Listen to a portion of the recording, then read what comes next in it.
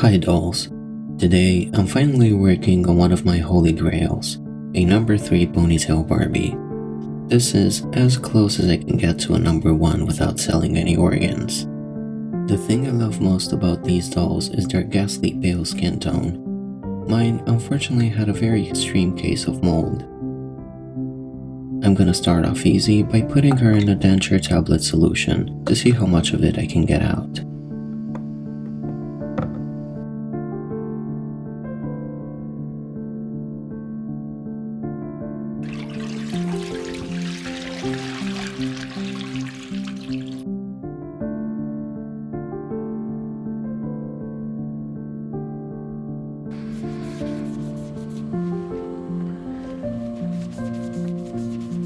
There is some improvement, but as I want to make sure that the mold is no longer active, I put her in a vinegar solution and I let her hang out in the sun for about a month.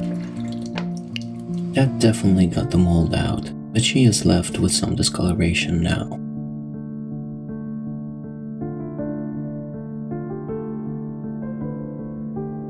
To fix that, I slather her and remove zit to even out her skin tone.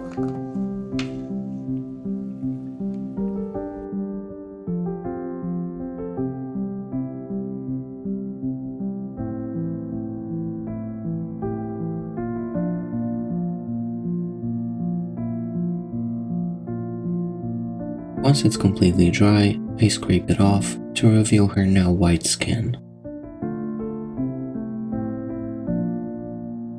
The swelling is normal and it goes down on its own, so don't come for me in the comments please.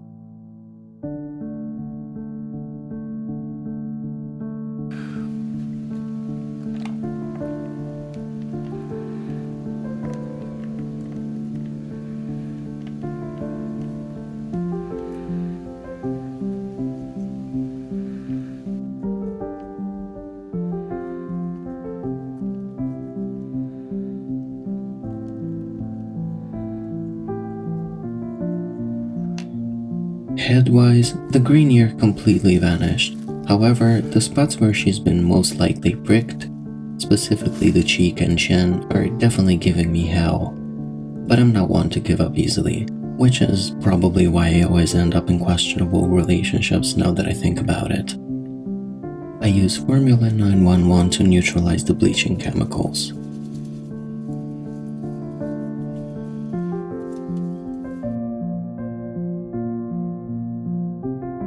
Ouch. As a final step, I let Barbie have her little smoke break in the sun to calm down the swelling. As her chin refuses to cooperate, I decided to airbrush the area as I didn't want to keep going with the chemicals. Plus, this whole process took me about 6 months, so I was pretty over it at this point.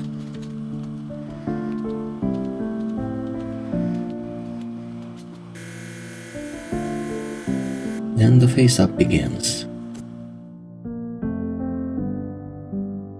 You may have noticed how none of her features budged during the previous stages, except for the lips, which tells me they were most likely repainted, as I didn't really use any kind of harsh chemical on the lips. No big deal either way. I know seeing it in video form, I make it look very effortless and easy, but in all honesty, this is probably one of the most difficult restorations that I've ever had to do face paint wise. It took me several days and I've had to redo everything a couple of times before I got it right.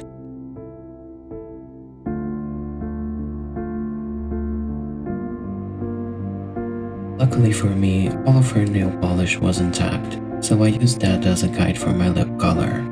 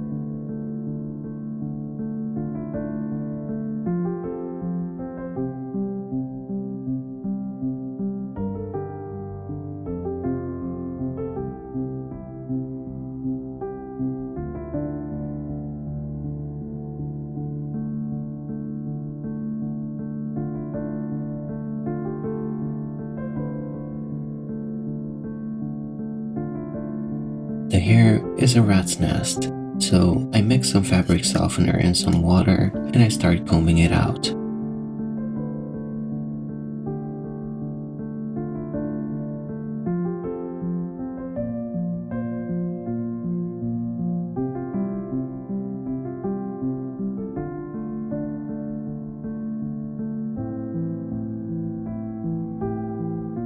Whenever I encounter a knot, I take my time and brush it out without pulling.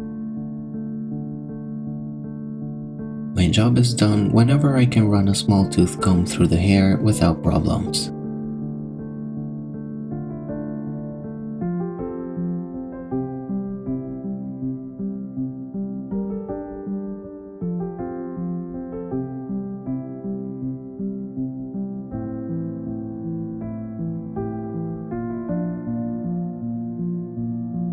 I comb her bangs and I curl them around the bobby pin to bring back the shape. Overall, her hair condition is not the best I've seen. She's thinning a lot and there's loads of breakage. But I didn't want to reroute the number 3 as somehow that felt a little too invasive.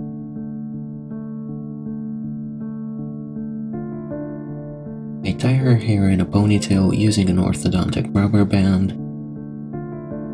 Then I wrap the side piece around it to conceal it. It has been cut, but I can still work with it.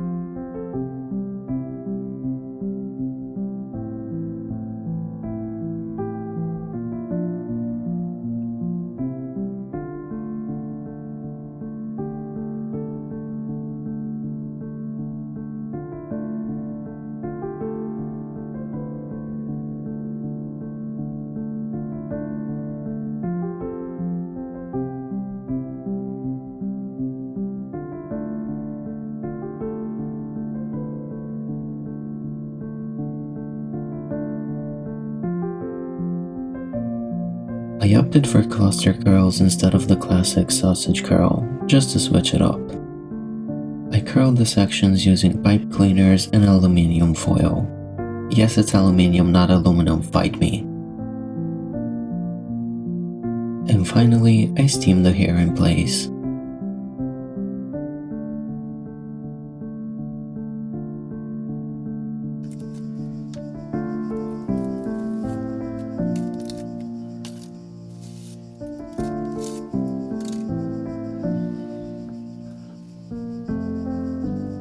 Once it's dry, I tie the end with a matching silk thread.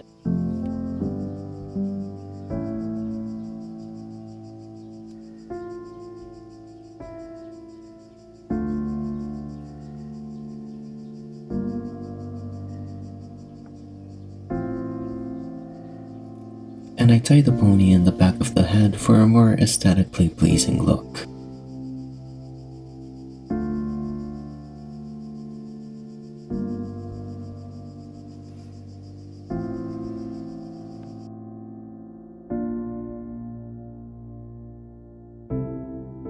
Finally, I gloss her eyes and lips with satin varnish.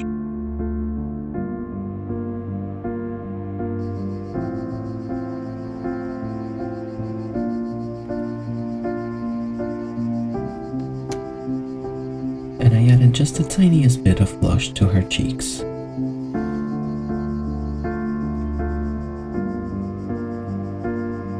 The hoop earrings would cause green ear, so I made her some earrings with a plastic post, which are now for sale on my Etsy if anyone is interested. This was an odyssey and I'm so glad it's finally done.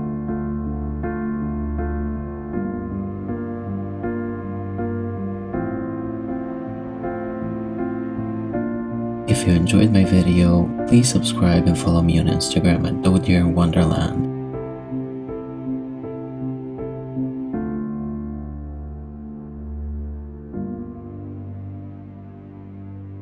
Thank you so much for watching, and I will see you soon. Bye!